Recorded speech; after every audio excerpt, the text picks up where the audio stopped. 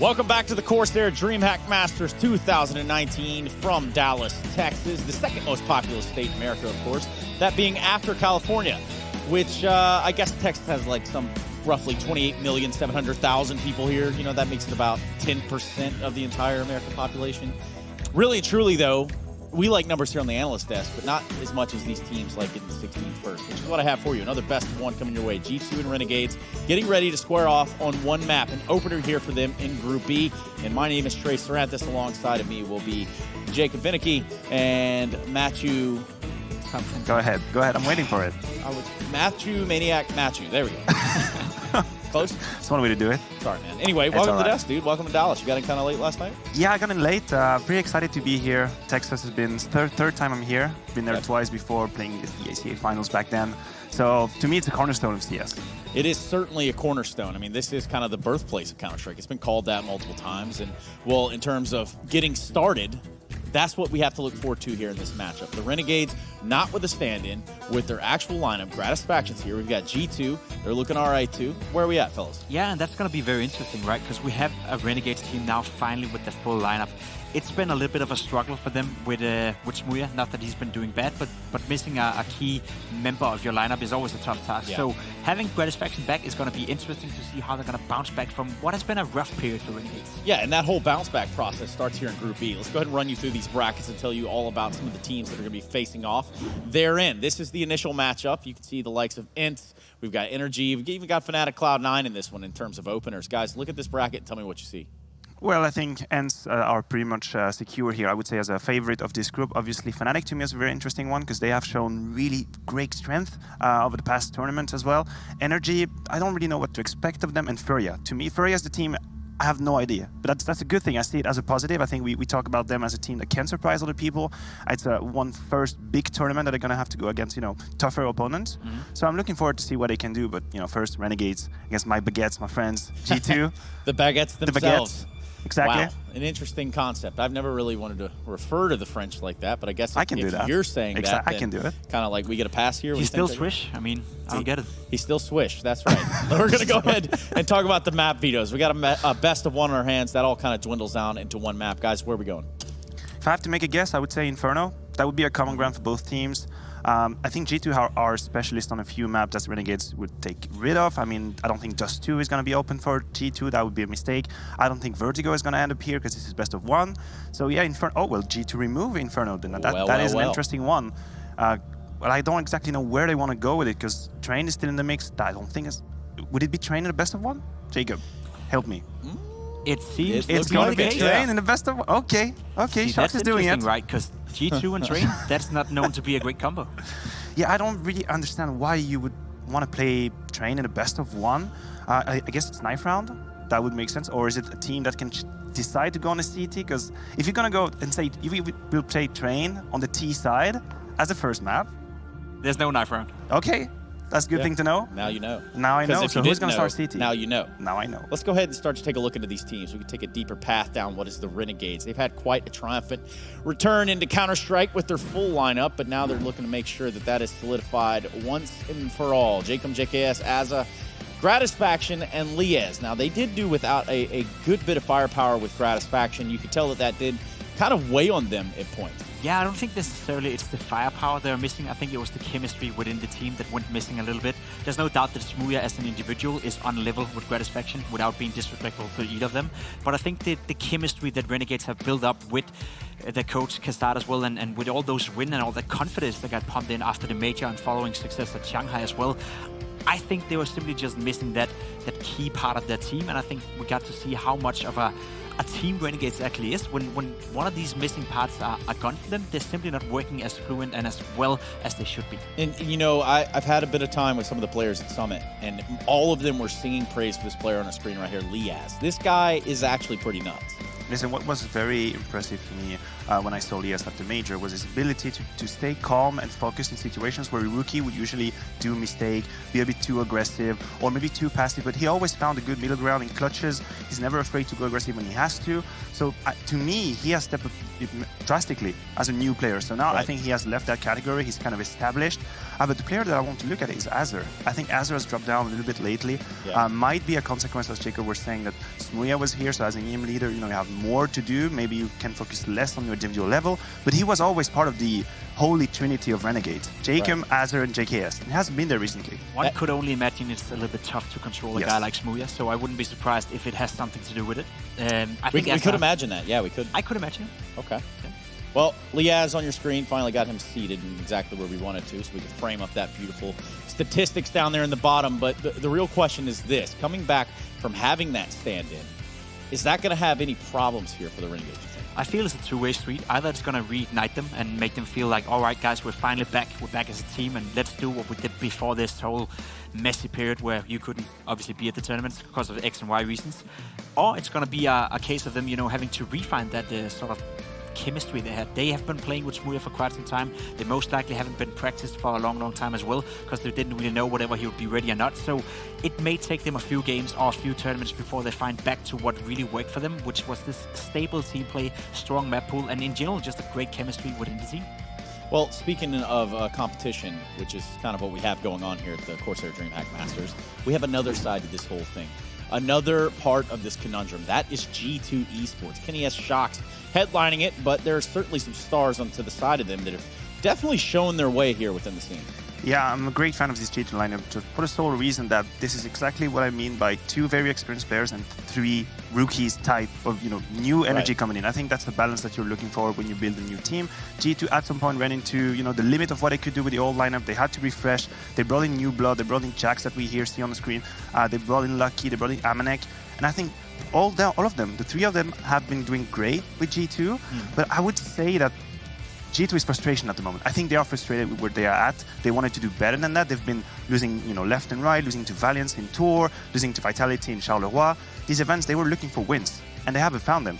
And on the plus side, now Vitality is having success, and you might not realize that, but as a Frenchman, when you play and your opponent is having success, your rivalry is, racking trophies, you want to do that too. Well, in a way, it kind of creates an arms race, right? Yeah, it's kind of like a weird Cold War in some ways. If you look at, yes, this might propel G2. It might push them to the point where, hey, we need to do something strange around here. We need to make it work for ourselves. One could only hope that would be the result of it, right? They're looking towards Vitality, thinking to themselves, all right, we should be the team. We should be the French flag to be out here and make sure that we get those trophies. But what we've seen for G2 so far, and what we see from the mentality coming out of Shocks and Kenny S, and in general that lineup in its history, I'm a little bit afraid that it's not going to have that effect, so to speak. So hopefully it will, and hopefully this guy on your screen can keep playing as well as he's been doing, because that guy is, to me at least, the best playing player in G2. I think he's super good. I think he's very much underrated, and he could be a guy that potentially could come into a team like Vitality and not only make them a top 5 team in the world, but potentially even better. Well, Maniac, just looking at this G2 lineup, and obviously you're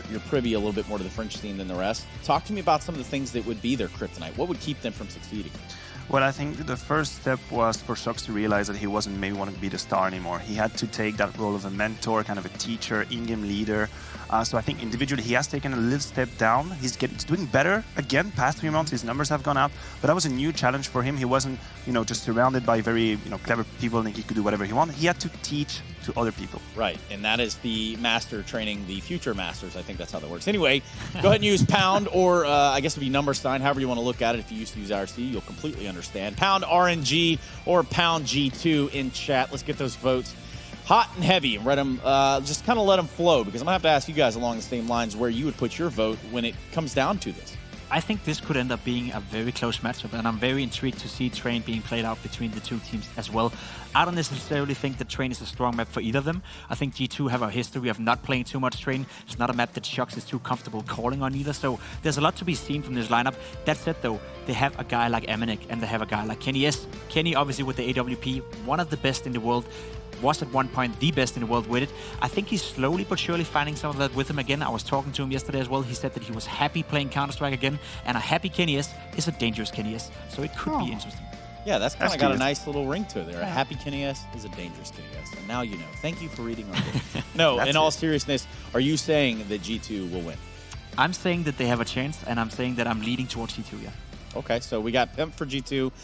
I don't even know if you could go against your countrymen or maybe your neighbors, I guess I should say that. I'm going to take the risk. I have to. I will, favor Renegades going into this. Finally, they have, Gratisfaction coming back. I think Train is a dangerous territory for G2. Obviously, it has to be a calculated risk. I would still favor the Renegade side. Yeah, it has left us in an interesting position here, right? Because, yes, the Renegades have full force. They have the full lineup. They have everything that they supposedly need to be that victorious team that we saw in the beginning part of this year. But G2 is G2, and Kenny S, if he's happy, and if it's true what you're saying, Jacob, that could be all it takes. Either way, I think it's the Renegades. Let's just go ahead and not even going to beat around the bush anymore. I'm pretty sure the Renegades have to be feeling more at full force now than they did coming into, say, a CS Summit or in Pro League, where they found themselves having to use 2 stand-ins at one point. Surely, but I think there's still some of that old, playing with Smooya is going to sit in them. I think it will take a few maps or a few games before they get back into that rhythm we know Renegades to be in. And let's not make a mistake here, right? There's no doubt that over the last 3 months, Renegades have by far been the better team. But are they ready for it yet? I'm not too sure. Yeah, but I do know that you're all ready for the results of our poll. I asked you to vote, and let's see what you thought. Twitch chat, where did your allegiance lie? Oh, wow. Really? A house divided. Go figure that. Oh, 51. They had to change that. 51%. Yeah, we had to get that one last the majority vote. of Twitch I think that's the guys. Kenya's happy is dangerous Kenya's. That's why. That's the 51% here right now. That had to have been the That's Jacob, point. yeah. I saw him smile yesterday. Yeah, that kind of goes a long way. It doesn't happen too often when he plays, though. He used to play next to him, he wouldn't smile that often. You're kidding? No, he doesn't. Oh, okay. When he's playing, he's not. He's a pretty serious individual when it comes to this game. Outside the game, he can be a little bit of a jokester. I'll give him that. He is. Just like you. Yeah, thanks a lot, Jacob. We are waiting to get into the game. I think as Train is on the cards, we are just waiting to get things situated. We had to bring the trains back into the yard. So while we have that's what's up. Yeah, that's what it is. While we have this few seconds, perhaps we take a look at what would be the winning factors for either G2 or Renegades, the winning conditions. Well, I'll take Renegades. I will say JKS, obviously. I think in the past few months, he has put himself on the list of the potential top 10 player in the world. When, as you were saying, they have been really establishing themselves as a top 10 team. And I will put Azure. I will put Azure because I think he was a defining factor when Renegades were having success, and he was very silent when they hadn't. Right. So Azure for me is the player to look forward. Well, I mean, he was certainly a player that found himself behind the wheel and somehow making it all work. So that's a lot of pressure, and when it's not working, that can create a little bit of problems. Jacob, make a good case here for G2. I think for G2, it comes down to whatever Amanek is going to be as assertive and as dominant as he has shown to be for this team. I think he's a player that thrives well in chaotic Counter-Strike. He's very aggressive. He's very assertive with the way he's playing the rifle. And I think if he's having a good game, Renegades is going to have a big task ahead of them. And then obviously, Shox, being the in-game leader and having the control over the team, if he can enable some of that skill we know he has inside him, he used to be potentially the best player in the world. Add that into a happy Kenny S. I think G2 have all the strings they need, but can they make it work at the same time? We haven't really seen it yet, but again, a happy Kenny S is a dangerous. What about a map like Train, where the op is so prevalent? And yes, some of you might be like, okay, well, Kenny S, easy, right? Gratisfaction's no one to joke around with. No, Gratisfaction definitely can play Train. And I just wanted to bounce back on that, Amanek thriving in Chaos. I think it's the same for Shox, but what is scary for me is that it is Train. Train is not really a map that's going to open up to, a lot of individual plays. There is no middle ground. You are either on the bomb side or you're not. Jacob, you disagreed? Yeah, I don't know. Amanek, if G2 can find the opening frag and then force Renegades to rotate around in 4 versus 5, then Amanek is going to slowly, peek into that inside bomb side, and he's known to do it. But if not, I don't see where he's going to have the impact. Jacob, I would love to let you retort, but we ultimately don't have time for all that. What we do have time for is Momo and Anders. They are waiting for us on the other side. I do see that smile on Anders' face. My goodness, it's good to see you, man. It's good to see you too, Trace. I really appreciate it. I hate him. Yeah. How come? I don't understand. There's so many reasons. Yeah, well, Jacob is so Jacob. Jacob, that works too. I went all Swedish on that one. He did. I don't know why. Jacob kind of got wrecked at the end, didn't he? Yeah, I got the short end of the stick on that one. Well, that'll happen. The vote was split, wasn't it? It was 50-50 until the numbers were adjusted, until we refreshed the poll, and then it was 51-49 in the favor of G2. Yeah, it's suspicious, isn't it? I have G2 winning this as well, but I actually think I would pick Renegades if this was a situation where they hadn't played like the last month or 5 weeks with a stand-in with Smooya instead of Gratisfaction. I just feel like there'll be a little bit of rust bringing him back in. Could be wrong, but that's kind of what gave me the edge here for G2. And by the way, Train is not a great map for G2. You know, this is a map they've actually dropped to Wendigo. They don't have a good record on it, 2-3 on LAN in 2019. So this, I mean, the map kind of goes against them as well. Renegades have been happy to play this one against other top teams in the world as well. So I feel like we're really going into this game with a lot of questions that need to be answered. Like, we don't really know how G2 are going to be doing. We don't know Renegades with Gratisfaction back in the lineup. We're going to be missing the Smooya chance as well. You know, there's a lot of things missing here, really. Going to be the pistol round coming up, and we have 1 smoke there on Amanek on the defensive side and 2 on the Renegade side. So they could be doing a bunch of different things here. Yeah, first things first, push back any defense that's in these box holes. You have Lucky, who's the one-man army. He doesn't want to take that fight. He's just calling for a rotation back. They wanted to have the intel, so they're not rotating someone back to B that doesn't need to be there. So everything according to plan for both sides at the moment, as Renegades just patiently wait far, far back. That's a risky stack to have to watch the Ivy push as well. Those USPs of that range against Liaz's Glock. Always, that'd be an awkward fight to see them get into. Yeah, it doesn't look like it's going to happen, but you're right. It is questionable. 2 Glocks with no armor at range against USPs. And they're lined up. So I feel like they're lucky that no one pushed that. yeah, it could get really strange. Amanek looks like he was setting up that smoke very oddly, carefully, you know, like, does he have some sort of one way that we don't know about down there? 40 seconds now, smoke's raining in on the A site, and Renegades pushing up behind it. Kenny in position here by the bomb train, he's going to be clicking away. Jacob, no problem. Amanek to follow up, taking down Lias. It's a good defense initially in the bomb plant. Not really happening yet. Gratisfaction, the first one to get a kill here in the favor of Renegades. I'm not sure that's going to be enough. JKS hoping he's tapping away for more, but yeah, it's all crumbled now. JKS can get 1 headshot in here, but still 3 more left, and Lucky will take him down.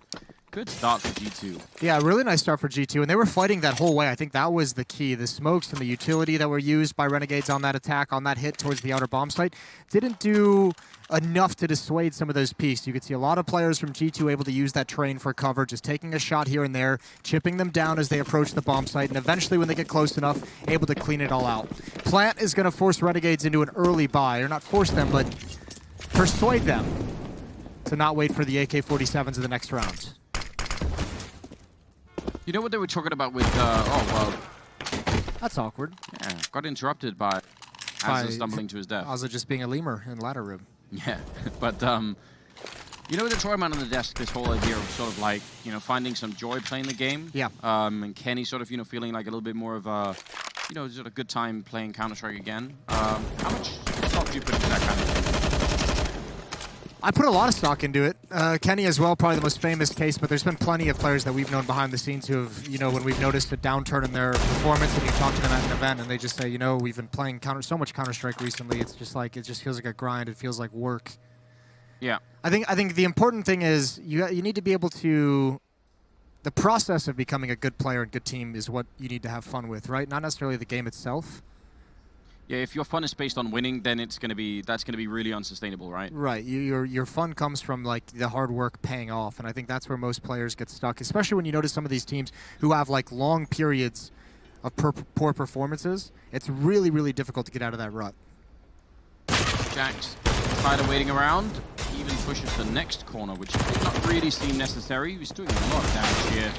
Ultimately gonna get taken down. I think he did enough anyway, but you know, probably could have played it safe. And he could have maybe got jumped on there by Jacob, but he will be fine. So the Org will survive the FAMAS to G2. Take a little bit of a loss in that round, but I mean... It's like a big loss considering the investment, I'll be honest with you. Yeah, that's true. They didn't get a whole lot done. 2 kills, nowhere even close to the bomb site, never a chance to even win that round. Small elements of danger. We're going to get 1 timeout. It looks like it's going to be a tech pause. To work some things out of the server. But yeah, if you're going to go for that kind of an investment, I feel like you need a little bit more, at least to be able to at least have a position where you can win the round, right? Yeah, I do. I mean, you know, a couple of kills there. It's a real shame that they can't follow it up Renegades with a serious buy in this round. Like, I feel like once they got those 2 kills, that would have been nice if they could have got AKs here, but Exactly, and that's why, I mean, this, again, is in hindsight, but it would have been nice to see them maybe save that round and go for the AKs in the third round and have, you know, a few more rounds of dangerous investment. Yeah. Shock's looking very serious. I feel like he's got those sad puppy eyes, Moses. Usually a good thing. Yeah, it could be. But I always want to, you know, like pick him up and give him a good hug and, I don't know. Comfort him. Buy him like a hot chocolate or something. I just feel like, Okay. I don't know. Hot chocolate. Just anything to cheer him up, that's what I'm trying to say. Do you think the success of Vitality, and I know it wasn't like a premier event, it was only a summit, but do you think seeing the other French team and like the one that you've had this storied battle with have success, do you think that puts any extra pressure on the G2 lineup? Yeah, definitely. Like if Vitality has all of a sudden experienced some kind of level where they're impressing people and they're looking good and they have ZywOo, they have this young dynamic player, it's our turn, surely? Yeah, I think that is definitely part of this, right? I think it depends on how quickly you expect the success. I really think that's an underrated thing in really any project you undertake. But I think if you think it's going to be quick, then, you know, that's going to be frustrating if it doesn't happen. But if you define it as a long-term thing, then that's fine, you know. Yeah. We'll see what they've planned here on the G2 side. Shox calling it in, reporting it in on the radio. Oh a couple of people here. That is a fine grenade. And Shox, you know, it was too tempting, even for him. Oh, wow. Well, it's just a USP after all, and he's going to get one more. That's 4 headshots. At a certain point, Shox wants the trigger discipline, and he's just like, you know what? Yeah. This isn't fair. I need to take what's given to me at this point. Don't tempt the fates. 3-0, a nice 4K for Shox with the pistol. AKs are out. Gratisfaction has an AWP. We do not have one on Kenny just yet, but he can buy one, and indeed he will, right at the end. Oh, well. 3-0. So they sort of get off to a good start here, G2. See what they could do at this point now. Interesting. Gratisfaction versus Kenny. Not the exactly the classic AWP duel, but it get interesting anyway. See if some of the rumors about Kenny smiling turn out to be true. It would be really awesome to have Kenny S find some of his old form back, for obvious reasons. Gratisfaction taking a very narrow angle. Smoke's now clearing above ladder as well. That smoke can make you feel like there's going to be some pressure. A spam battle, and JKS just loses out right at the end. Gets dinked through the floor. Missed shot from Gratisfaction. A lot of time been eaten off the clock. 3 players stuck at Ivy behind this Molotov, now behind this smoke. So Renegades, they start having to make a decision. They might just go through it, but for the moment, content with the boost up. Yeah, I feel like that kind of a battle that went on over at Pop Dog is the sort of thing that if you could pause the game and sort of ask the players, like, why are you doing this? It's like no one could give you like a really good answer for it. It's like, because I hoped I would be the luckier one. I mean, fair play, sometimes it does work out. Bit of a flashbang in. We're down to 30 seconds. I am worried about the time officially, and Kenny's going to be taking down Jacob. Could have had a great follow-up, but he's going to miss the shot. Lias will take one down, and Amanek back with a double kill for the FAMAS and Jax to close it out. That was a solid defense, and 19 seconds here as the last person goes down. I mean, even if they hadn't died so quickly, that's not a lot of time. No, but even with, I mean, that's a great defensive setup that directly counters how Renegades was attacking that. If you're going to have 3 players in Ivy, those other 2 players in T main and ladder room, there's just not enough manpower to clear out the aggressive defense that G2 had. They were close up to the choke points. They had presence, they had crossfire set up, and there's just no way for you to really be effective. Even if you get that 1 kill, not enough players streaming out of those choke points to take advantage of it. So nicely done from G2. Kenny S with an important shot as well towards that first player coming out, Ivy, creating the space. It's back to pistols. Everyone towards the inner bomb site. This will just be a straight up hit and execute. I mean, there are 2 HEs and 2 Molotovs on this bomb site. If they don't get some sort of really oh my god. They got absolutely nuked, didn't they? Oh, and here comes the Molotov as well, and they won't even be able to go through it with the lower HP. All right, they do put it out, but that opens things up for the spam. Shox has let 1 or 2 inside the site. That's where Lucky chimes in. Again, G2, solid defensive setup. They're shutting Renegades out. That was brutal, wasn't it? Yeah, there was no fun in that round for Renegades. Very interesting. And this is now 3 rounds in a row, 5 players, 4 players, and 5 players surviving for G2, so plenty of cash building up.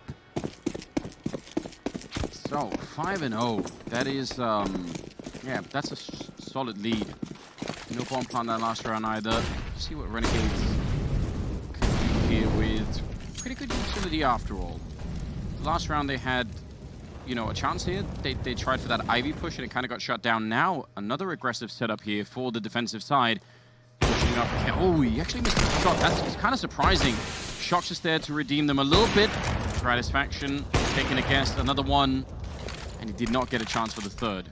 I don't know. That was a weird outcome. Yeah, that very easily could have been 2 opening kills for G2. One's made it into the site. Lucky spotted that. Now with the AUG, there can be no repeak. Walking up towards high train against the wall is Shox. The spray battle comes in. Jacob's going to fall, and Azza is just trying to buy himself some time, but all of his teammates, everyone is dying across the map. This is a Renegades. Gratisfaction coming in. They don't look comfortable. They've been playing with a stand-in for 1 month, and it's showing early on in these first 6 rounds. Azza trying to do so much. He's going to be alone in a 1 versus 4, and just, you mean, take it down, Lucky, but again, there is so much work to be done. He gets Kenny as well. This is more than you could have asked for, and at the end, it won't be enough. I mean, you can't really blame him. Did a pretty good job, a nice effort there at the end. He could have done something spectacular, just unfortunately never knew where that second player was, right? They were both on the flank. That was really unfortunate for him, but a nice attempt in a 1 versus 4. Regardless, Renegades need some life early on in these rounds, and they're going to call a tactical timeout, and you can't fault them for it. They need to discuss how they want to open these rounds up because they're getting beat. Indeed they are. A couple of seconds, I mean 30 seconds to try and come up with a battle plan to really make it through. I'm not sure what it is. I mean, I would love to see even just like a fast push out of A main. I guess it's tricky when they have so much utility on the CT side, but it is fun to see when you could beat the timing on the defense. If you get just one person quick out of A main, yeah, that can do a lot. Well, we'll have to see what the answer is going to be. Maybe we won't see it in this round. It is another force. I don't think it's desperation just yet, but they're investing what they can to cause some economic distress onto G2, while still preserving their next round's full buy. But you need to start seeing results from this. Shock's going to get aggressive with the double op setup. Kenny's got one. He's going to stick around, goes for the late peek. Now no reason to mess with it. I was going to say, for me at least, it was bordering on that point in time where you don't want to, like, it's fine to go aggressive, but you can't really do it for an extended period of time. The nice thing is he takes that peek, he gets the intel that players are there, but he's still got a teammate, I believe that's Lucky, who's peeking up that lower ramp, so he still has the knowledge of when they cross into box halls, and because he hasn't seen anything, they can rotate Shox right back to outside. So 2 ops will be here to defend. The one area that don't really have eyes on is Ivy, and it happens to be okay. No one streaming from that position for Renegades. First kill to G2. So many smokes down, but the one smoke they didn't have was that for that little hut by the C connector. JKS gets one. Lias actually picking up a kill. That's a nice shot under the carriage there to take down Kenny S. It's still a 2-on-3 here though. JKS and Lias, it's hard to see how they could make it out, and especially now they know where Lias is and Jax is just waiting for him. He's boxed in. I can't see him making out of this one, at least not alive. He's got to make a lot of guesses. 30 seconds left. Even Shox rotating around to the ladder room. If that kill were to come out, definitely wouldn't expect the Shox follow-up. So nice play from G2. These ops doing work. They get the first 3 kills of the round for G2. Renegades even utilizing the smokes and the flashbangs, not able to neutralize the sniper rifles whatsoever. It's a powerful start. I mean, again, the vote was very even. Yeah. And it was Train, so I think, you know, he said, well, maybe for G2, but they're looking good right now. There was, I think, a lot of reasons, a lot of different reasons to point towards Renegades winning this match. The only difference, in my opinion, that made me pick Renegades was the stand-in situation. With Gratisfaction just now coming back, his first event with Renegades in some time. Now we have some success. An opening kill. Kenny S is boxed in. Also got advanced position, but still trades coming out, and still control of Ivy for G2. So that can provide an angle to retake on, but everyone else is falling. This is a nice round from Renegades. They're going to win this one clean. G2 from here is going to try and save these weapons. Yeah, I mean, it is a really good round. There are some rounds you win on the T side, especially, I feel like, where if you had to ask the question, like, could you repeat that round? Like, was there a pattern there that you could say, well, can we just do that again? It's like, I don't know. Could you push Jacob out of top dog again? Out of a smoke to get a headshot on the guy and see connected? Probably not. Yeah. I mean, like, but still, what a great job. I mean, Jacob is. But that's the thing. Sometimes you need someone to make a play like that. That's like it's going to be low percentage. And you just see if it kind of shocks the rest of the team into being a little bit more confident, a little bit more assertive. I feel like Norwegian Counter-Strike is one of the strangest things because we obviously know about Rain and everything, right? Yeah. There are some of the players up there that, you know, that for a while looked really good. Like, you know, they were exciting to follow. Polly, I mean, Jacob is obviously another one from that old lineup. They just had like a whole bunch of different people. What was his name? Warclown's brother. Why can't I remember? I don't know. Well, somebody will tell me on Twitter or something. But they had like a couple of people that looked really solid, and then I feel like nothing happened. Norwegian CS has the same issue that a lot of other regions have had recently, which is just once you get to like the semi-pro levels of the region, it's just there's just massive amounts of crap and toxicity, and you know they've had their own controversies over in the Norwegian scene with their Norwegian leagues. There's been some accusations, some match fixing scandals, some cheating scandals. Yeah, I've actually been keeping a really close eye on like grassroots Norwegian because of the whole Skybox thing. But I think yeah, I mean it actually is looking very promising. There are a lot of people working really hard behind the scenes, so maybe in the future there could be something cool. Oh my god! That's a really nice play. That's a disgusting entry. He jumps down on the ramp to get the kill, and now Azza winning that fight against Jax. That's going to really help out. 4 versus 3. Bringing a bomb over, and it might take a while before it gets there, actually. Oh, no, this is... Well, Shox, is he going to intercept the bomb? It has made its way past Gratisfaction. He almost could have won that fight, but still... Very odd, very strange. This whole round is awkward now for both sides as well. That push in from Azza to get that, or excuse me, JKS jumping down puts so much pressure. G2 tries to rotate a bit early when they don't know the numbers, get caught off in transition. Now Shox, though, opens up that flank and he rotates back. He knows that position, that kill he gets on Gratisfaction is going to have to force Renegades to keep their eye behind them. Yeah, they're very paranoid about that, and you can't really blame them for it. They finally picked up a round. They can't really afford to let it go now. Aminek going to pick up one. Shox, he turned it around, and he got the kill on JKS. Now the Molotov on top of the bomb. Are they going to... Yeah, they do have the smoke. It's already on there, I think, so it's not really going to do much, and they take him down. What a retake here for G2. I mean, some of these rounds have been like very sort of like shut down. The double opposite. This was real style out of G2. Yeah, that was very cool. Good decision-making from Shox as well. And you could see the panic when they realized he had completely vacated the flank. Nice play. It's almost like he's a ghost. I mean, you still have to keep one player watching the flank, right? So, I mean, that just occupies manpower as the rest of your teammates come from elsewhere. 8-1. Another buy coming in for Renegades. They're out of money after this. They must win this round, and Gratisfaction at least has the leg shot. He's trapped out, though. He can't go back. They've got zoned in. They've got crosshairs on that. The smoke is going to help them get away, but still advanced position for G2. That was one of those fast A main pushes that I should have spoken about a little bit. I mean, it was just to get a pick, I guess, but you could even follow it up sometimes. If you do get it, you could do even more. So you could definitely see they weren't quite ready for it. But is a leg shot going to be quite enough? I guess Poison proved to us no last game. Oh dear. That's a lot of dinks. Not a lot of damage. Sounds worse than it is. There's the pick finally. Gratisfaction has been waiting for that, and G2 simply wanted the information. Kenny going for a peek and falling. Now Jax caught out in no man's land. The only aggressive defender. He's found one. Good awareness on the fallback. Jacob trying to take advantage. He's put down, and Renegades still have not pushed up, have not gained a whole lot of the map. 4-on-4. They're going to go for that boost, which the last time wasn't smoked off or anything like that. They did get a pretty good kill out of it. And because Jax is a little bit tagged up, might be a safe position for him to be in. 35 seconds, making his way up. Azza going to get caught immediately. And now men advantage again in the favor here of G2. Also time running low, and with the flank coming in, this is looking not very good for Renegades, I'd say. Bomb finally goes down, but there's Shox, and now Aminek with the flank, and they are just everywhere, G2. Their read of the situation is absolutely expert at the moment, Lias. Yeah, he's going to get overrun. G2 winning another round here.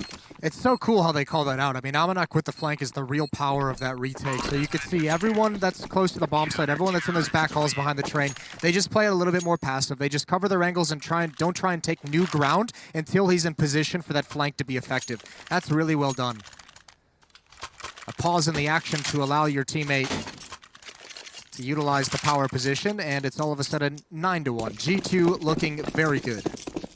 Yeah, they really are. I mean, it's sort of really lucid mid-round calling that's coming out. You know, this team very much in control of what's going on.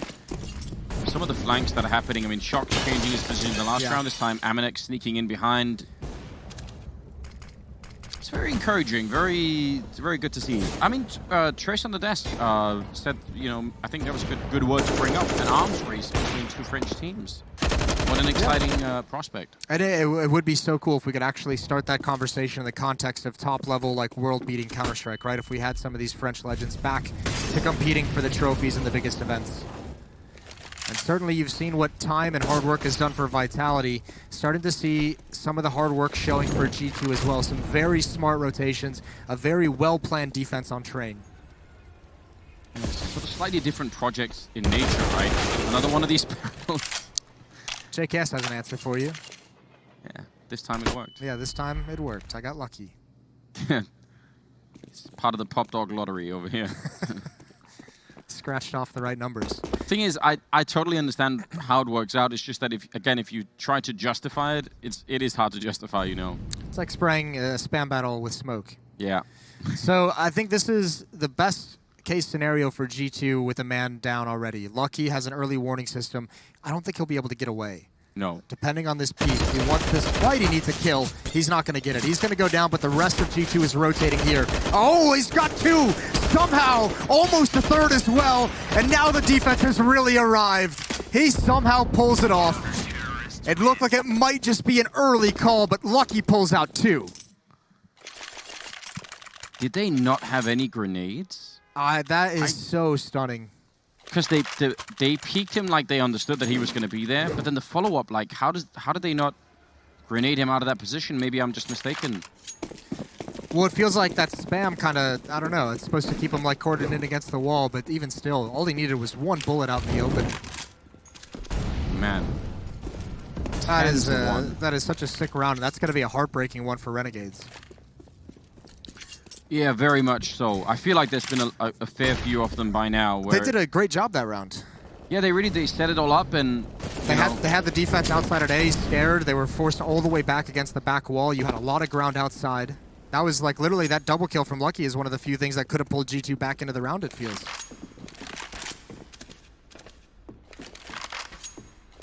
Well,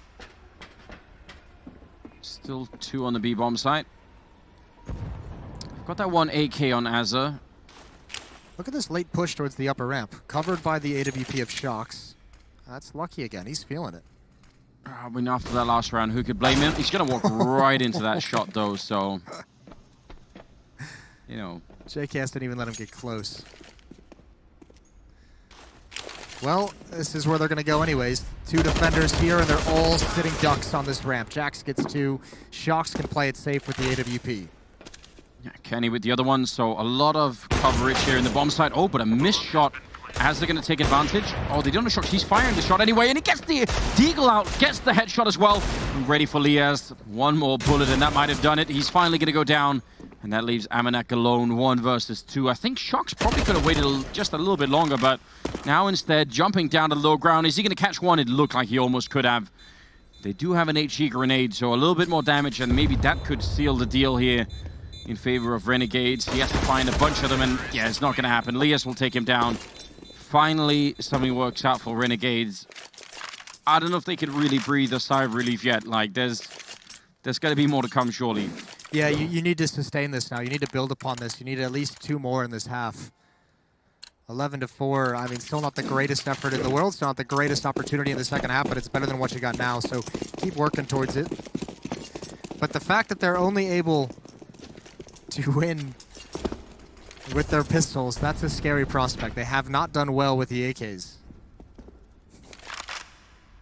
What are you laughing about, Moses? You want to tell everyone what's going on? Oh, nice shot from Gratisfaction. Amanek, though, close up. Switches to an 8 a bit early. Game was so exciting, Moses. My pants got a little bit wet because I dropped a bottle of water in London. So good job. That was, oh, I can't believe Kenny's going for this, and he's going to pay for it. That's a bit over-eager. Yeah, I mean, it was, but in some sense, it was so aggressive, they didn't really see it coming either. Yeah, but, missed the shot, you don't have great money. and you would have liked to have that up in the next round, especially if you're going to force up around these 2 Augs, and especially if you have that third weapon, you have no problem forcing up around that. The issue now is this has opened the door. I mean, G2, they're going to try and save these guns. Even if they get away with it, it's really opened the door, an opportunity for Renegades to get up to 5 rounds in this half, and for how dominant G2 has been, I think that would be such a huge victory for Renegades. Yeah, no, I mean, absolutely. That would be a weird end to the story, the first half. Because if you just shoot in and you said 10-5, you'd be like, oh, Renegades probably do this, you know, that's still possible. Yeah. But if you'd watch the game, you'd be like, well, they should have lost way more than that. So we're not there yet, and you know, things could still go wrong for Renegades, but it's good to see them get back into it. We missed that mustache. Yeah, we missed that. That's what we haven't had in Counter-Strike that you really need. Every other esport has really cool cosplay. We've got Gratisfaction's mustache. Well, I mean, we've yeah, that is amazing, but we have some others. We've had, I mean, traditionally the French have had great hairstyles.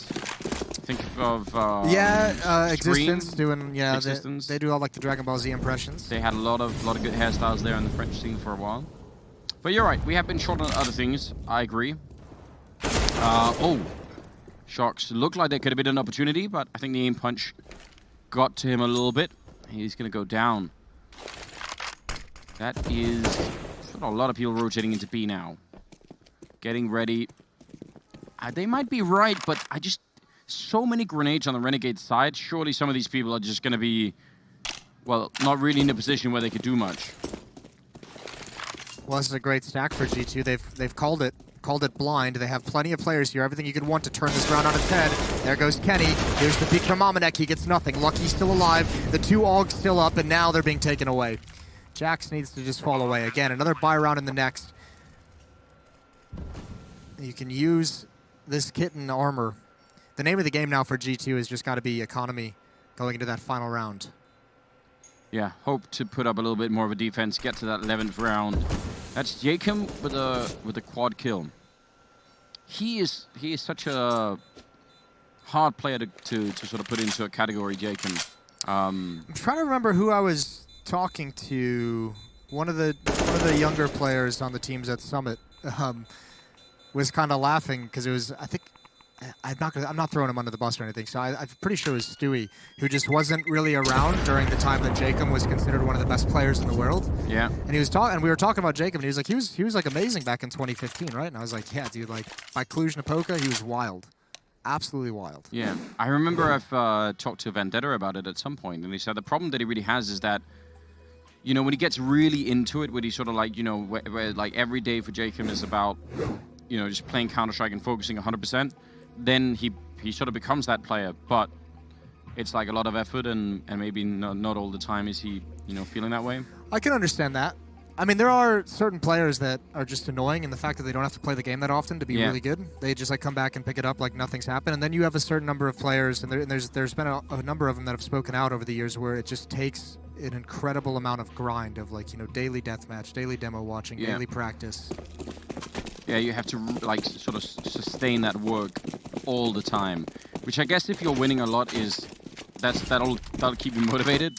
Yeah, but if you're losing and you still have to play like, you know, 12 hours a day, that's going to be depressing. Nice shot from Gratisfaction. That's a confident duel. They've done it slowly. They've done it measured with utility a number of times. He's given that peek on top of the dumpster, on top of the trash can to Kenny a couple times. Yeah. This one, he fools him. Do you think it's the mustache that gives him that kind of confidence? Yeah, do you think like when he's in spawn, he knows he's going to take that peek, he just like throws some extra wax on it? Like twiddles a little bit. Yeah, it becomes the true villain. I can see how maybe like mustaches could be the thing that could replace like chewing gum in the Counter-Strike scene. Like maybe that's the thing that just gives you, because you know like Twister's doing the whole chewing gum thing to keep focus and everything. I think mustache is gonna, that might be the one up. That might be the future. You do both and you just, you know. I don't think I can actually back you up on that one, but well, I'm just saying. I'm intrigued now that you've brought up the possibility. It's just a thesis for now. Like, we'll test it out at some point, but we'll have a control group. Yeah, we'll do that. Blind, double blind, and all the rest of it. Lucky's up here. always a good position, this one. I mean, if people just make a tiny mistake, they're gone, and with almost no chance for a reply. But, oh, he misses the timing, and when he's back, Azza's in position. We see clips like that on Reddit, don't we? Just More waiting like all day. unlucky. Ah, you did it. Almanac on the flank. Oh. Crab walking while spraying his shocks. And a little bit of a kill there for Jax. It's not looking good. Shocks going down as well. Now it's a 1 versus 3.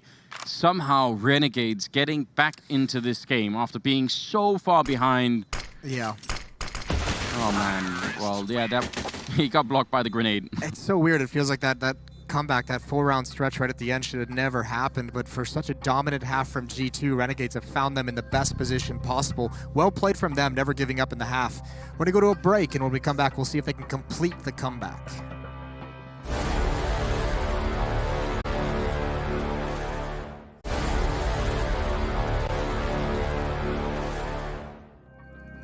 Welcome back. We are ready here with the second half of G2 and Renegades at the CORSAIR DreamHack Masters in Dallas, Texas. And well, it's been very one-sided except for the last few rounds. And somehow Renegades got back to 5 rounds. G2, they left the door open. They forgot to put on the alarm and everything. And I mean, not all of it, but some of the furniture and everything was stolen from the house of Moses. It's very sad.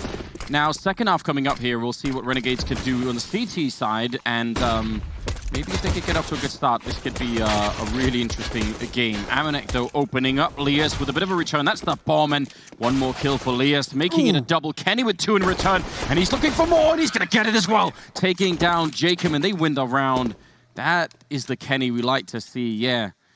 More fist bumps, more high fives. Yeah, give him a pat on the shoulder. Fair play. That's a beautiful job. I felt like Renegades was in control of that pistol, like they grabbed the advantage, and Kenny turns it right back on him. That was very interesting. Those 2 kills happened so quickly. Yeah, pat on the shoulder, maybe a little bit of a massage, maybe a little bit of a... Definitely massage.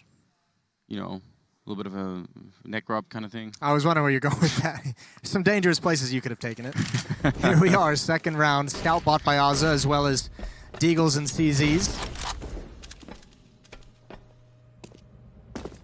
Where you got AKs and Galils and MAC-10s on the T side. If those MAC-10s get the space to work with, they can really open things up. Especially if you jump, right? Yeah, they really work best when you're in the air. Yeah, it's kind of a tragedy, isn't it? Shout out Vegas Squadron.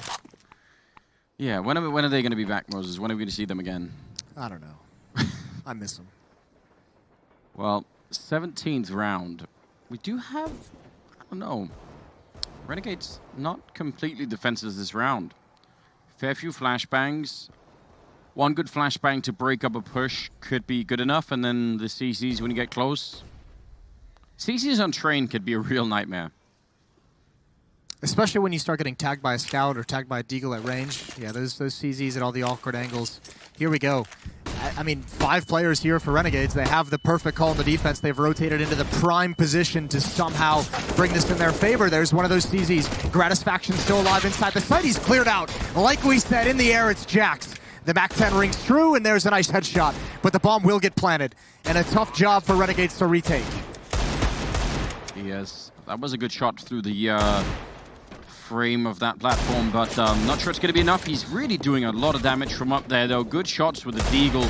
And Jacob, he's weirdly, awkwardly stuck in this corner and does not want to keep pushing. They're trying to see if they can find the feet of Jax, but that MAC-10 is just going all the time. He's now behind them somehow.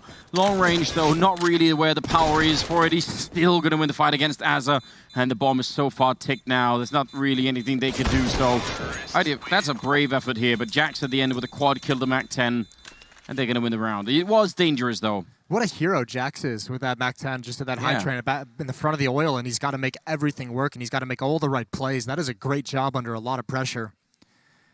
You know, when you see like the camera shot of Jax, he looks like a player that should be called Jax.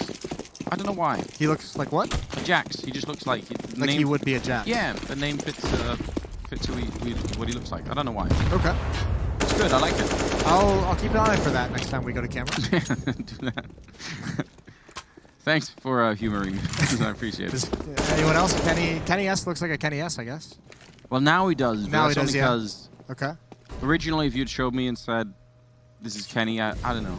Probably would have been like, nah. No, I don't know why. But these are hard things to really explain. Sort of like a kind of, I guess like a Counter-Strike numerology thing going on here. Well, it's like when you see like an old lady named Dorothy. Like Dorothy That just makes feels like an sense. old person name, so Yeah. you're just automatically like, yeah, that makes sense. Your name should be Dorothy. Yeah, I know what you mean. Amanek sneaking on in, looking for a couple of kills with the MAC-10 if he could get some more money there. Azaru's stolen the MAC-10. I don't know if that makes a big difference, but the bomb is going to be going up here. So, John and G2 well on their way again. They're back on track. Yeah, this will be a big lead. They don't need to go hunting for these, but why not? Maybe that's why. Flashbang comes out deep. Kenny not even going to take those fights. They're fine losing that MAC-10 and the MAC-10 from earlier, but don't want to risk the AK-47. So Renegades, they got to get into the action. They got to get into the thick of it right now. They need to start up. Gratisfaction going straight to the AWP. The AUGs being purchased up. Plenty of utility as well. Renegades down 5-13. They need to get this closer before G2 get too much higher. Yeah, I mean, there isn't really much left here for G2 in that sense. Like, a couple of more rounds, and then they're more or less in the end zone. So right now, Renegades need to change this around, and a little bit of an aggressive double push into PopDoc. Gratisfaction to take down Amanek. I could see how that could be the big difference here. I mean, Gratisfaction actually hasn't got a lot of kills, but now on the defensive side with the AWP, yeah, he could definitely take up a lot of the map. Oh, are they going to Molotov behind it? No, it isn't. Yeah, maybe. That could be interesting. Maybe a little bit of spray. No, Azur's pretty quick to put that out. Grenades do nothing at all.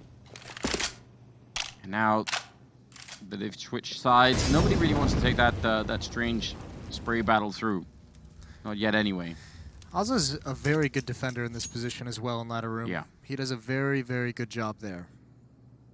Even after all the utility is used, one Molotov miss, he gets close up, a new angle to peer up, 47 seconds. We saw G2, we were very impressed by how well they played on the CT side. It's time to put their offense to the test. They need just 3 more rounds. 3 gun rounds between them and a map 1 victory. Very low on time, though, here. I mean, 30 seconds coming out of main. You pretty much guarantee that's not going to be a fake. When you see the first player, you know that there are going to be more coming. Asa does go down. Long range there as Kenny takes down Liaz. That was a nice shot. Almost didn't stop for it, but Shox is low on health, and he's going to be going down. Jacob. It's not enough pressure on this bomb site for this much time being left. Jacob has way too much time to get comfortable and rotate around. A 6th for Renegades. Despite some nice entries from G2, they just didn't have the utility to properly attack that bomb site. Yeah, and not really the time, as you said, either to sort of try and manipulate some of those positions. They really sort of had to go for it. So let's just see. 13-6, and round number 20 coming up. Got some stuff there on G2. It's not so bad. They are lacking grenades, though, I guess. And again, double in PopDoc. I guess as long as you're not really caught doing this, you could kind of keep doing it. Yeah, and I mean, it's there for like the trade, right? If someone's popping down earlier, if there's going to be a split from mid as well, you have 2 players. See if Kenny can get anything done in Ivy. Maybe wanting to take advantage of Gratisfaction peeking in the previous round, but he's not positioned here this time. Off now towards that inner bomb site. Adjustment from the Renegades defense. Oh, they're going to double. Yeah, he's going to be tested. Into the flames we go, and he's got both. Takes the bottom first. The other guy just falls right into his crosshair. That's how you want to do it, isn't it? You want to go for that that whole demolition thing. All right. Well, got a 3-on-5 now with that PopDoc situation not really working out. We'll see if they can recover. It would take massive errors on the part of Renegades. And this defense at this mid-choke point is, I think, just too much. They've got Gratisfaction with AWP can peek in whenever he wants. That's a nice pick. Are they going to expect the player close left? That's the big one. They don't see him. They don't clear him out. Jacob does get one more, perhaps. But look how much time he's buying. 20 seconds left. Everyone is going to be here. They know where both these final two players are. In G2, they can do nothing but save. There's no chance they'll get out here. Nope, only 12 seconds. Yeah, and they're going to finally back off. Azza will have heard that as well. So, job well done for Renegades. Picking up another round and making it 7 on the board. It is still quite a run to get back into the game, but as was proven to us earlier, it's not impossible. North did it. Yeah, that was what, 14-8, I think? 14-8, yeah. So, surely not both the French teams in one day, Moses. That would be too much. That would be all too French Counter-Strike. That'd be too much French CS for one day. Too much. Yeah, apparently. To lose a 14-8 and a 13-5 lead all in the same day. Yeah, we don't like to see that. I want to see... I want to see French Counter-Strike get back into it. Do you? Yeah, I do. I feel like it's... Like, you know, when they were winning, especially because they were beating, like, you know, the Danes a lot, it was kind of a little bit frustrating. But now that it's not here anymore, I kind of miss it. I do. You never know what you're missing until until it's gone. Yeah. Some of those Inferno rushes, some of the madness where you just like, you know, it was fun. Like some more of the things like that? Running through fire? Yeah, exactly. That's what you're missing? Get the Tech 9s, get it all out. Yeah, you make a good argument. Well, this is all designed to set up an interplay, and they looks like actually G2 might have exactly what they want. It's only JKS here. Yeah, so they could definitely get a bomb plant. I think they missed the timing. Yeah, Gratisfaction on the rotate back as well. This is going to get so much harder. Up on the trains, yeah, there was a timing, I guess, but yeah. And they can hear all the information now as well. Well, and the Molotov, just as they put out their grenades. I mean, oddly enough, there's only the second player. The third player hasn't cheated over. There's going to be a very fast flank. But nothing has really changed despite the fact that Renegades have this intel. Good opening kill off angle for JKS. Calls out the top push. Needs to be kills coming out soon for G2. It's not going to happen. Amanek with the AWP. Can only hope for some closing kills. Some low impact frags. 1 versus 4, and he hasn't spotted the player on the train. They now know where he is, and he's boxed in from behind. 13-8 as Renegades climb back. Yeah, they saved the AWP. Did they? Yeah, they even took both of them. So double up on the defending side now. Things really starting to look up quite a bit. Renegades showing us that their defensive side is looking better than the offensive side so far. And the opposite might even be true for G2. Sort of a, you know, tragic circumstance for G2, I suppose. I wonder what the solution is if you're on the T side now, G2. What would be a nice call? I'd like to see a set piece outside. They've tried to do it before and it's been kind of ruined. They've had a couple of rounds where they've been picked off by Gratisfaction.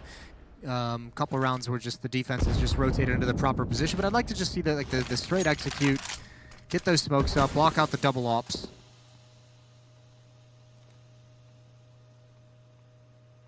Well, that is the big... I mean, I guess... I don't know if they even realized that the double up was there yet, but you're absolutely right. Like, that is, I guess, one of the really powerful pieces you could do against it is get the smokes up. It'd be nice to see some power out of G2 as well, to be honest with you. Get those riflers shining and coming out first and create some space for Kenny to stay far back with that op and just pick and choose his targets and his route. You imagine that AWPer, even on the T side for G2, is one of the win conditions. You really want to get him locked in and having a good time. Well, Shocks, I think, was legged. Pulling around down to 27 seconds. Kenny's out of it. Yeah, I think they're trying to sort of hope for something here in the last couple of seconds in the round, but without the weaponry, you can tell that is not going to be working out. So, Gratisfaction starting to get a little into the groove. I mean, up to 9 kills overall, 3 in that round. So again, it really hasn't been, you know, the craziest game for him. But it feels like when he gets the opportunity, he's hitting some good shots. Just want more of it. Just want more. 9-13. I'm getting worried. I'm getting a little bit scared. Yeah, this is turned into a close game pretty quick. Here we go. Jack's going to lead the way out. This is what I was talking about. A little bit of power out of G2. He's got the opening. There's that space, but he's isolated at the moment by Flames. How long can he stay here and feel safe? Gratisfaction zoned in. He's going to be spotted out as well. He's got to be careful. You imagine there's going to be a flashbang and a peek from Olaf, but maybe they don't realize it. Maybe he just doesn't want the fight. A pause in the action for G2, and Renegades trying to re-aggress. That's a big fight to win. They can't trade it off. There's the off. There's the double up from Gratisfaction. Finally gets involved, and he shuts down the hit. That is a huge play, isn't it? That second kill, especially as he was pushing up, taking down the aggressive pusher there in Jax, who did go again for that like A main aggression timing. He gets one more kill, now up to 12. The second half has been so much better for him. Amanek going to be picking off one, but Gratisfaction ready in case he tried to make that crossing. And I mean, again, 1 versus 3. If they don't give him some of these fights, it should be very hard to find any way onto a bomb site here. Oh, running right through the timing. And he takes down Gratisfaction. Now still got 35 seconds. Walking up against JKS, falling down below, and he almost catches him. It's so close. And Jacob going to be there to help out. My God, that was scary. Yeah, that made you hold your breath. The two players he's engaging against are the offs with missed shots, falling off the trains, almost able to make that work, almost able to deal more damage. But no bomb plant, even with the full losing bonus in their favor, it's not a great buy for the G2 side of things. They might have to just settle for a half buy, but they're going to force up the AKs and Galils and CZs. A little bit of everything. Which I honestly, I don't necessarily like this just because they haven't really had a whole lot of success in these rounds. Now all of a sudden you're trying to do it with limited utility, without that AWP in play, which actually hasn't really had a whole lot of impact for G2 on this T side. But the offense is falling flat as Renegade's defense stands tall.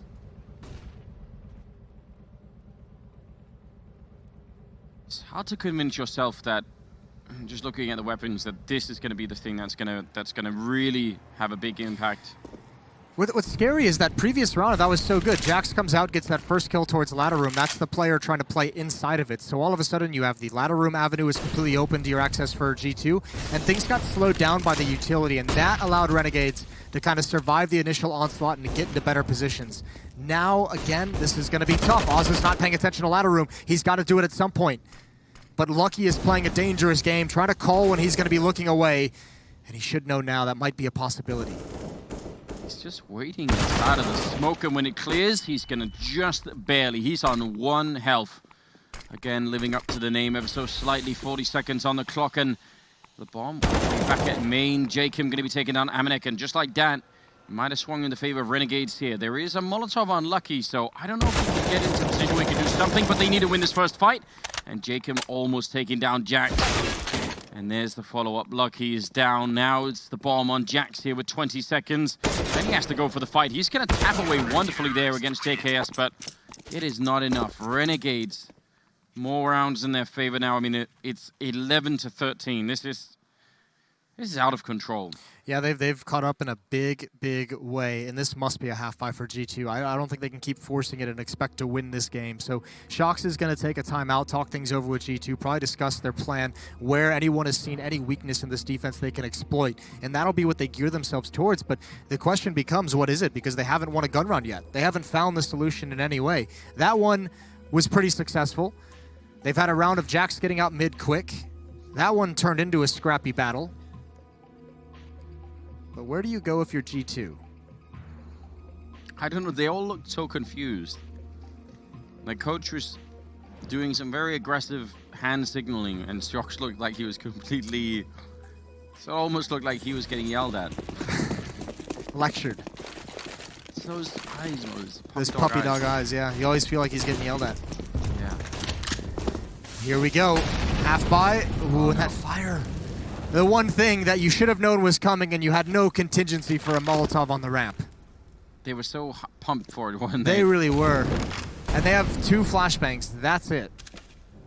Oh, but there is a bit of a maybe. If he was double scoped when they made their way in, that could have been like the one thing that could have made a difference, I guess. Yeah, this isn't going to work at this inner bomb site. G2 knows it.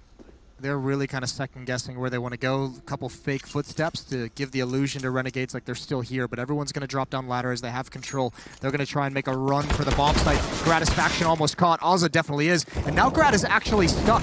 He actually can't move from this position. He's got to rely on his teammates, and there was only so long you're going to live in that position. Close up to the choke point. Almanac stops him, and it's a scrappy battle. JKS left in a 1-on-2. Oh, he actually is connecting under the train.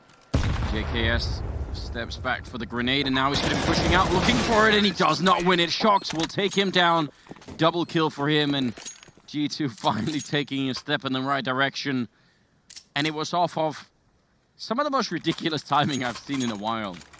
Like, I don't know, sending the whole team down Pop Dog does not seem like a exactly genius idea, but they push out and they catch two people. They catch Gratisfaction and Asa both sort of walking back and forth. Yeah, I think the timing of the hit was the big thing, is those players got stuck on bomb train. We can come back to that round in just a second. Lucky going to be the aggressor. He's already out up top, peering into the site. He almost had the head. He couldn't land the shot. And now, look at this. Renegades, not a strong buy, but caught with a nade is Lucky. And Jacob gives Renegades an opening kill. Yeah, says a lot, doesn't it, that they won so many rounds. Oh my god, that's a long-range spray through the smoke. Lias is not going to be happy. Asa goes down as well after getting the one kill there on Jackson. There's Jacob again, taking down Amanek. That from us really getting a lot done in this round. Yeah, they had to save immediately after losing a single round. Now it's all on Kenny, and yeah, he's going to get taken down. JKS over by Pop Dog. I think the one thing about that round, that one with the MAC-10s that the G2 won rushing outside of Pop Dog, the reason why it worked is because they actually drew they drew the third player over towards B, right? And there was a fourth player there as well. So when they came back, once they got towards the train, the timing of having Gratisfaction stuck and I think Jacob taken out on the rotation was that they had so many players close to the choke point for when the follow-up players came over. So they're actually in perfect position at that point. It was all about the timing of when they made the hit happen. But then you go to the next round and it looks sloppy. And it's all rushes at the moment for G2. Everything's been fast-paced, and this time they're going to pay for it. JKS tracking very nicely. 3 quick kills. Bomb going to try and get over. That is maybe the slowest crossing ever, but Kenny's going to get it down. Yeah, it was so slow that JKS couldn't really... He thought it would be fast. He was aiming for the fast cross. Yeah. Oh, well. There was no chance, but with the Molotov, there was also no chance. It's 14-13 now. And you're right, it's rushes, and it's like 4 spies, and it's all a little bit too much. Like, I feel like they've lost sight. We were praising them a lot in the first half, G2, about their great mid-round calling and their sort of overall, you know, understanding of the game. And it feels like that's all been washed away in the second half. I mean, their T-sides have always been a bit of a struggle, even, you know, in some of their recent past. It's been a while since we've been impressed by a French T-side, right? Like something characteristic of their style. Here still, again, as you said, it just fallen flat one more time. So obviously looked really, really cool on the CT side outside of dropping. I mean, they really took their foot off the throat of Renegades. They had them down and out. They had them in position to have a 13-2 half and let them get up towards 5 instead.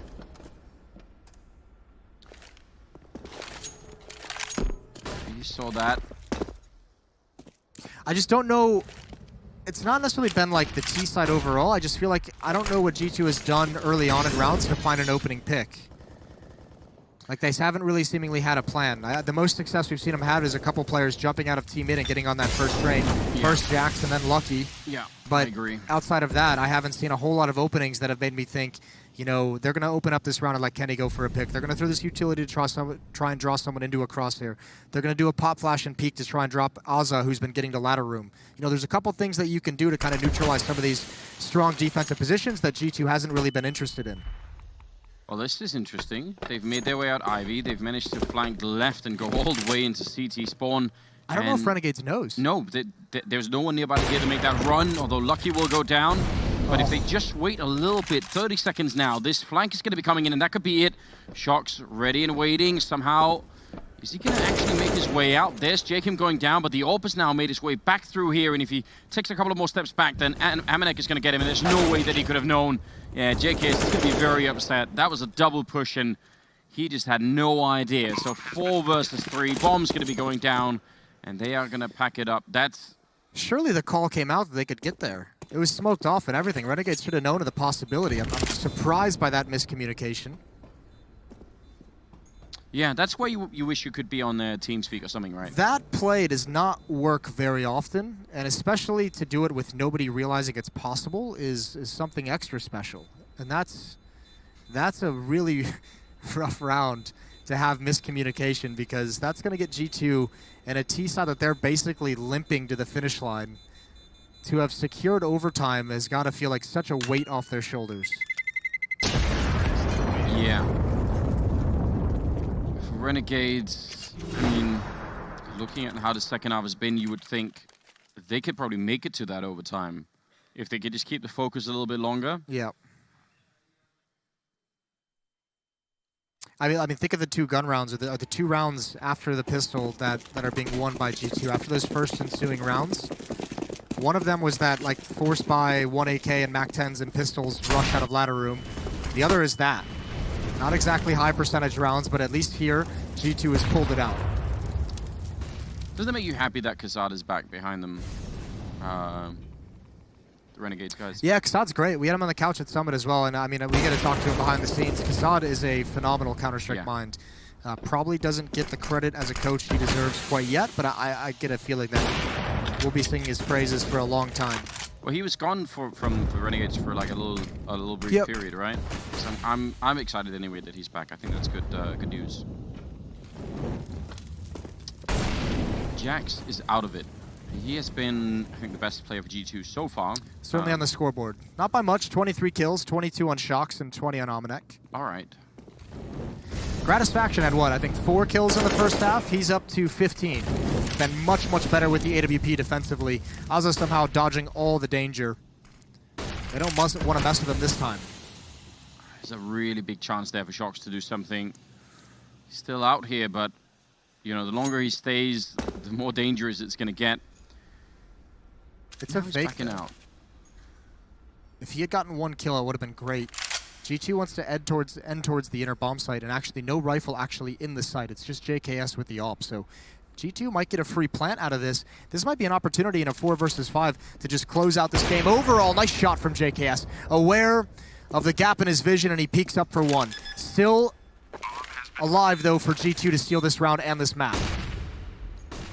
3 versus 5 for the afterplant. No grenades whatsoever on G2. How do you win a round like this one? I mean, it's almost impossible. Amanek going to be going down, and now I would say it probably is impossible. Kenny going to be picking off JKS. The bomb is not really that far ticked yet. They need a lot more time here. The smoke is off the block Shox, and yeah, they're going to get both the kills there.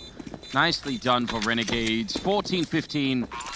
Taking a little step closer. Yeah, the flank was coming in so slow. G2 had no chance to win that once the player inside the site goes down. 14-15. One last round for Renegades to complete the comeback, force us into overtime. That'd be something wild. G2 once up, what, 13-5. Now staring down the barrel of OT. At least they have some weapons to fight with here. Yeah. So that is, I think, a little bit of a bonus. Running through the fire. Shox, well, I mean, he got out of here last time, and he definitely had a chance for a kill, so I don't really blame him for trying it again. Lucky. Maybe putting out that Molotov and Azza. Oh, that's a dangerous game to play. He played it earlier. Remember, Azza has seen this before, has seen the terrorist inside ladder room just hiding inside of a smoke until it fades, so... I don't think they know Shox is out here. I'm not sure, because I don't think Azza would be playing this way. Lucky's going to be going down. Now Shox, oh, he goes down to Lias. That's such an important kill. Otherwise, they would have been wrapped around, and I think Jacob would have been, well, by the E-box here, would have been a very bad position. 3 people coming out of Pop Dog. If they go for it, they need help of some kind.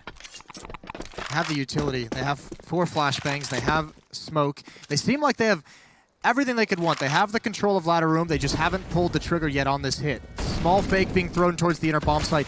Draws JKS deeper in, but it doesn't draw away Gratisfaction with that AWP. Trying to boost over. Not catching anybody. 40 seconds left. There is another smoke going up, so it's being put on pause for a little bit. They've had to reschedule the rush a little bit. I don't know if they can actually hold it off this whole time. And those footsteps are going to give them up an indication. They're going to hear those going back towards teammates, so they know they can stay. Jacob out in the open, big fight to win. The other teammates from ladder room cannot help him out. They cannot get combined into this attack, and it's very disorganized. And it's a bit of a rough way to end this map. 15-14, Jackson a 1 versus 3. He might be able to actually get in. He might be able to beat the rotation, but it's still going to be such a tough scenario. Yeah, what do you do from... He's going to put the bomb down, and they're going to be right on top of him here. So, last couple of seconds, and yeah, JKS will take him down. And we've got overtime here on train between Renegades and G2. What did you say, 13-5? Yeah. All the way into overtime. That's shocking. And Vitality, remember, with that, what, 14-8 lead as well. Yeah. So, interesting first day. And we're still the best of ones. We've got best of threes coming up end of the day where Matt and Henry are going to be joining us as well. Yeah. It's all going to get really crazy. It's really good day at Counter-Strike, isn't it? I miss this. I feel like it doesn't happen nearly enough, you know? Yeah. Should do this more often. Well, you've got quite a string of events coming up. You've got a busy schedule. I do. You're at everything. I've really outplayed myself, so... I did that to start the year, don't worry. I'm at the tail end of my poor decision-making. You say that, but... famous last words. Famous last words. Well, I'll make some mistakes this weekend if you do, Anders. Down for a couple of mistakes, Moses. We definitely figured that out. Well, We've got now... Trace here as well, so that, you know, it's bound to happen. Here we go.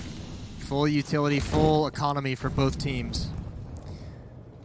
16K MR3. Shocks with an AWP. Let's not even get into that conversation. Double ops set up on the T side. Switching into this when they have massive economy and it's already paying off. Shocks picks off Gratisfaction. That's a luxury they did not have for the entirety of regulation. It's very true, and it's a very strange fight they had over there. You know, the timing. Shocks had like peaked all the way up on the container and was like, I don't know. That seemed like odd timing for both sides, really. But it worked out. So no one's complaining on the G2 side. Now they're stacking up outside of B, and nobody is defending inside of B. Oh, and they win that fight too. I think that should be around. Unless Renegades can make a really, really nasty hard read and rotate all 3 players over to the B bomb site and do it now, I think, yeah, you're right, they're in trouble. Almanac turns into a lurk here, and with his position, they're throwing smokes from above ladder to make it seem like it's going to be an outer hit, and that's pulled JKS just far enough away. As if they didn't really have a leg to stand on in this round already with 2 players down, they certainly have nothing now. Yeah. And they're going to be forced away. That is a GG, I think, at least in the round. That's posturing like they want to take a bit of a fight. Pushing down, but I mean, again, they must know that there is really no entry here. Trying to do a little bit of damage. Lias. Actually, I'm not sure. That was surely never going to happen. Yeah, I'm scratching my head as well. I thought they would have called a save. I think the only reason they didn't is because you get so much money in overtime. Yeah. But still, if you're investing in those ops, like now if you lose this round, yeah, even with 16K, you're going to be missing a couple things here or there. Could regret it. Ah, we'll never know. Only if JKS goes for the op, though. Yeah, it won't be missing much, will he? No, it'll be all right. I'm amazed that we had an entire T-half where G2 didn't look like they knew what they were doing necessarily. Oh, God. And just in that first overtime round, they make it look so easy. They had to really claw for each round on that T side in the regulation. That was so close. That was, I don't know, pixels away. Not that many wallbang spots left in Global Offensive. Unless you're playing Vertigo. Unless you're playing Vertigo, that's true. Well, last round here, the first half of overtime. Flashbangs making that fight, I think, pretty much. It's just a bit of a random scenario for both sides. I don't think anyone could see anything there, but Azza has this position in ladder room again, and he's been, I mean, solid in it when they've dropped on him. He's died twice to that lurk inside the smoke now. That's been from Lucky. But when he actually secures and sets up position and housing inside this ladder room, he's really tough to deal with. Look at all the utility that G2 still has compared to Renegades. They still have a lot of smokes, a bunch of flashbangs to make this outer hit work. They can collapse on this bomb site. One kill going the way of G2, and this defense could just fall apart. Yeah, and especially for the after plant as well. If they get the bomb down, all these grenades are going to be very hard. Gratisfaction, though, one good kill to start it off, and that's the bomb. If he gets the next one, too, he will go down to Amanak, but otherwise, that would have been devastating. The bomb now making its way out on Jackson.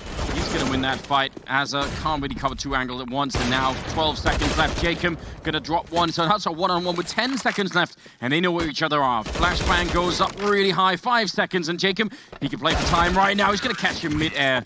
That is well done. Double for Jacob, and they pick up the round. That's great. Really good poise by Jacob, knowing that with the time left, he was going to have to get hunted down and waiting for that jump up onto the train to do it. Trades all around the board. You could see, I mean, part of the reason that even comes into a one-on-one, Lucky is so scared to come down that ladder. He knows Azza is going to be in there, and he's waiting. He's trying to bait his teammates effectively. He just... One falls to Azza, and then it's just so tough to recover. 16-16. The magic number in overtime is 19. Shock's going to push down this, but they've seen it a number of times, and they've got Liaz on it. Oh, he gets caught shooting, but he adjusts well. Molotov comes down in time. They've got to fight in the fire. Not too much damage, but now G2 is onto the bomb site. Jacob to put the bomb on the floor, and action all over the place. A 2-on-2 as this settles down, but Amanek has the advanced position. That's a very, very explosive round. But yeah, the fact that he's managed to get his way into CT spawn, it's hard to... This is one of those timing things. Like, they could turn around and look for him, and that would be it, but they won't, and he's going to get that kill on JKS easily in Gratisfaction. Oh, he doesn't even realize. Kenny will take him down. 17-16, G2 win 2 out of 3 rounds on the T side. It's when you hear that scope when you're in midair, and you're like, well, I'm dead. See you later. It's a nice first half of overtime. G2 getting a couple of rounds in a half they struggled with so much. That second half was not good looking, but overtime for G2, once they got that money, looks solid. A lot of it with a double up setup as well, Shocks and Kenny. Yeah, they won 2 out of 3. That's a much better ratio than they did in regulation for sure. So maybe there was still hope. Still hope for the French scene. Still, I don't know if we can judge it all in this game. That might be too much. It might be a little unfair, unreasonable. Yeah. All right, CT sides for both teams that was great. Jacob at 27 kills, I think. So he's sort of turning up the heat in this game. Yeah, 27 and 19. Jack's gonna get some advanced position in T mid.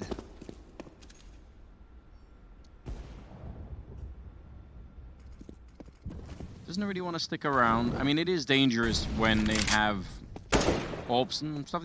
That wall is not that thick. I think the big thing is they use a lot of utility to stop any kind of fast play, and there's only so long you can stay in that position inside, especially if you don't have an aggressive defense behind you. Which at the time he did not. Didn't even have Amanek on this train. Set piece coming out for Renegades, but it looks like G2 might actually be in front of the smokes. That's a big loss to take early on, though. Yeah, Jack's going down. Kenny back here. Amanek alone up on the train. Azza will take him down. Great double opening, and Jacob to follow it up, taking down Kenny. Good enough to kill for Shocks there, but again, there's nowhere to stand, and Lias will close the round with a nice couple of kills with the AK-47.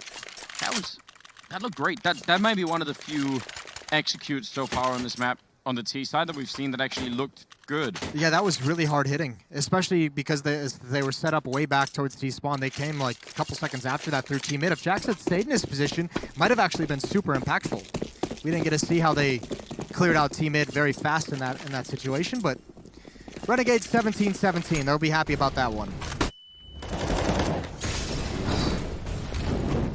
He set that up himself, I think, so... Yes. If that had worked, that would have been a sneaky way to open up a round.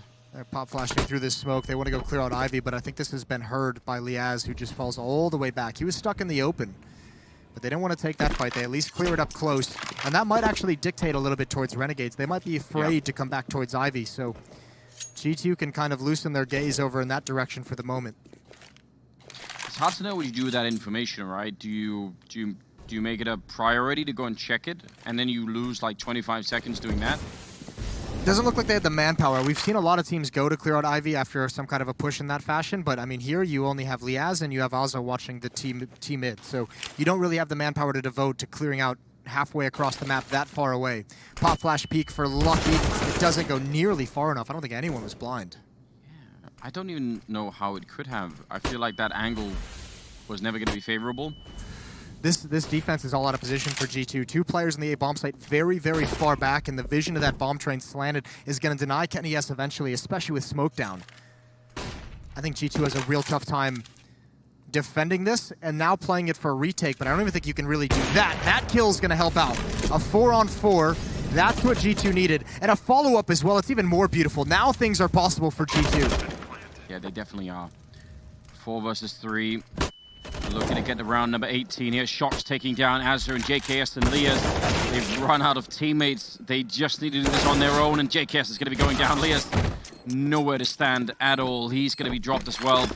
18, so another chance here for G2 to close it out if they can win it, or if you get double overtime. Oh, they did such a good job on that. I did not think they would have that much success. Getting 2 picks before you even attempt the retake, that's so massive. G2 letting it slip away. They had the advantages. They had the right call, what seemed like, or excuse me, Renegades had the right call, and Kenny S just able to grab one at range. Almanek adds onto it as well. Softens him up for the post plant. Here we go, Anders. 18-17, a chance for G2 if they win this to take the first map, or take the only map in this game. A small mistake there from G2 to start it out. 2 smoke towards ladder rooms right off the bat. Yeah. I was noticing that too.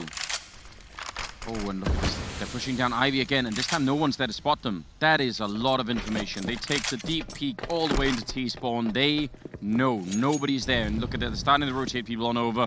If they don't make the speed push happen very, very quickly, it's going to go horribly wrong. There are going to be more people much closer. Lucky turned around, waiting for the flashbang.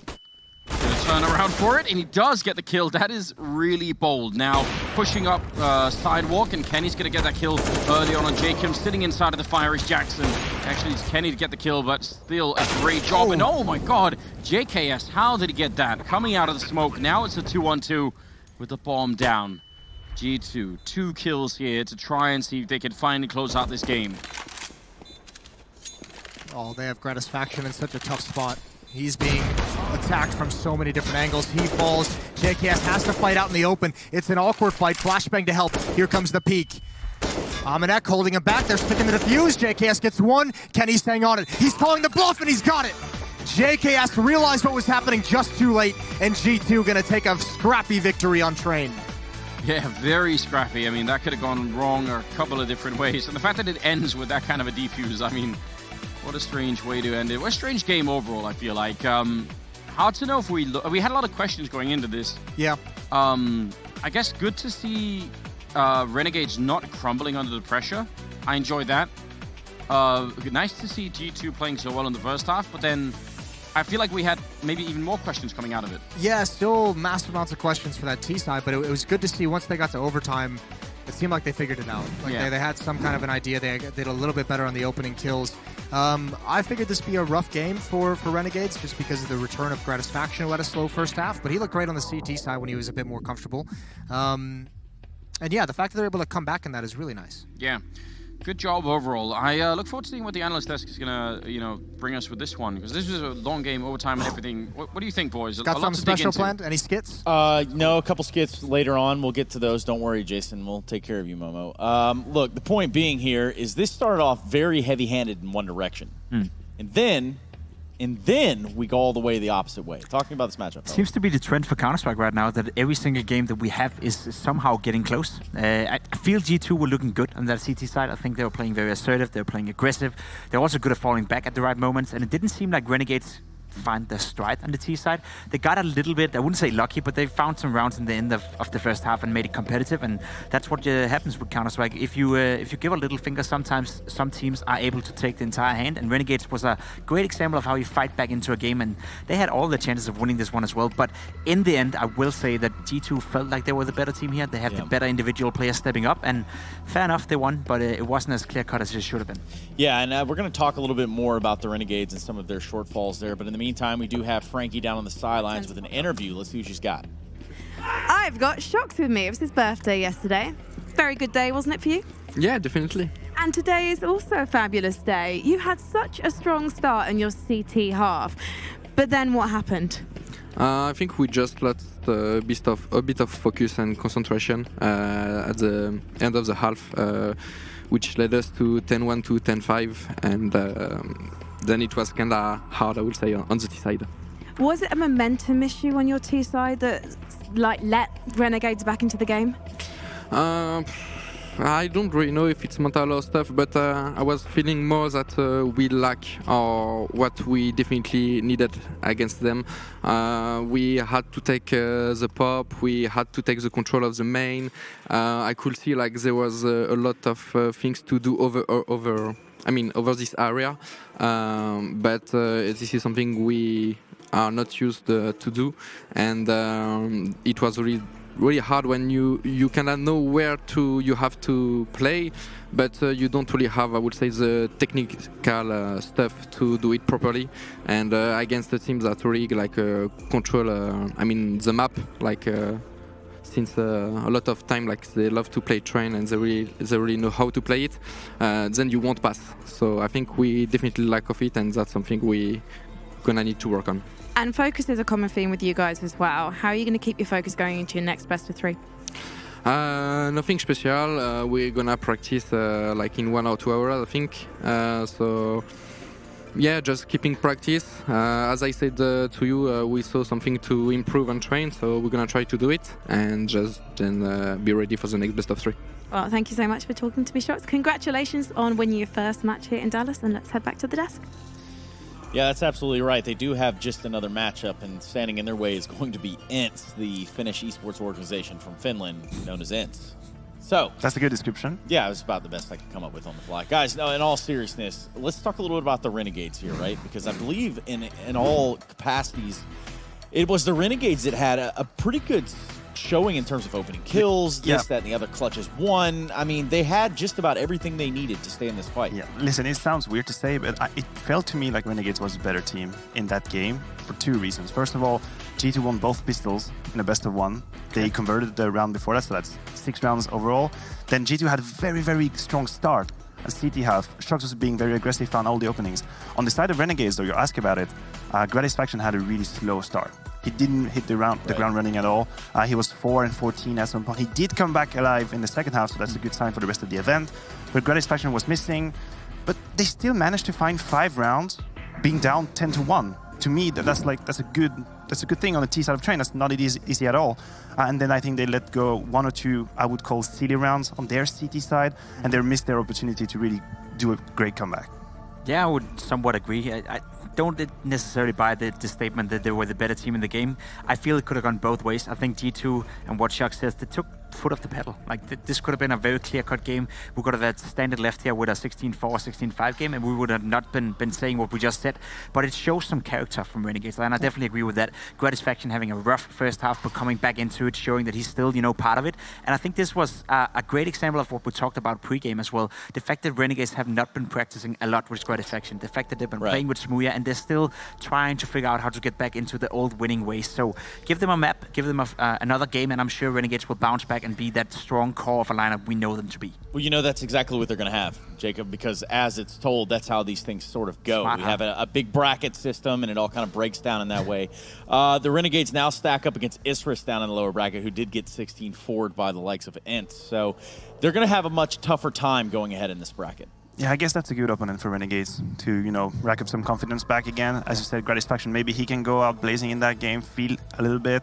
He did seem out of breath against a team like G2. And just, as you say, for Renegades, they have to find their rhythm again. They are finally together, they've had many stands in. Now there are 5, they're lined up, big tournament, long tournament potentially with a lot of teams. So playing Azurus, no disrespect to them, that's a good opponent to do that. Yes, it is. And, well, coming up after the break, we're going to have the last best of 1 here on the A stream. It's going to be Fnatic taking on Cloud9. JW and company looking to get something going here early on, as well as Cloud9 just starting the engines over there with the back of Automatic, letting them know what the business is. Anyway, we're going to a break. We'll be right back.